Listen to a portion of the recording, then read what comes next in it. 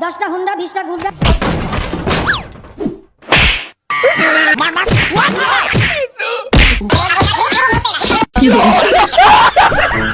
আব্বাকে দেখ।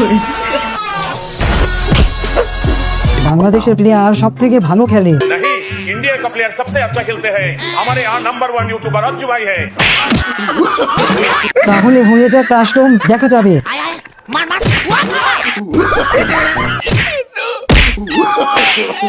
अरे ठीक है, बोलते नहीं।